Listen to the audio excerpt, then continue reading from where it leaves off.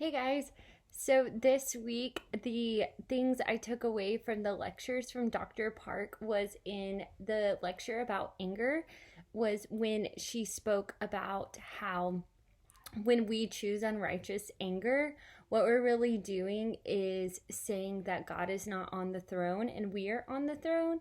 And so, really, what that is a lack of worship. And so, anytime we act out in anger, whether we are aggressive in our speech, whether we are even passive, or we act out in a physical manner, whatever that may be, that the root of that is a lack of worship and submitting to the Lord. I found that super helpful and also convicting because I think our flesh, that's what our flesh wants, is to be selfish, and that is what unrighteous anger is. And that's why I think we can be quick to fall into that because we are still fighting our flesh. And I think our flesh wants to say, hey, we are on the throne. And so that's why it's easy to react.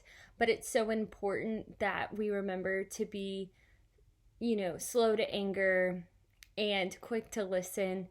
And that's why scripture talks about that, because God knows that it's hard for us to respond in a way that worships him because we have a flesh. And so that was really helpful and an interesting perspective on anger. Also, what I learned from the lecture about conflict was when Dr. Park was talking about the heart of conflict and how oftentimes a conflict can start because a person is lacking control over something and can be reacting in that way, whether it means that they're lacking security or acceptance. And again, I felt convicted in that because I feel that sometimes conflict that happens with, say, my best friend and I, or whoever it may be, oftentimes it's because I don't have control over the situation.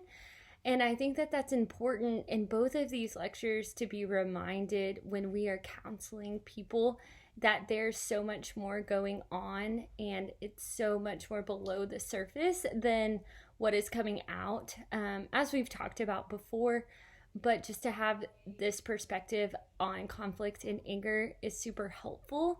And just like Dr. Park talked about the X-ray questions, not only can I use those for myself when I begin to have conflict or even feel some anger, but then it's also important to use those X-ray questions with others while you're counseling them in order to get to the root of the issue and in order to point them to scripture and counsel them in a biblical way. So thank you guys.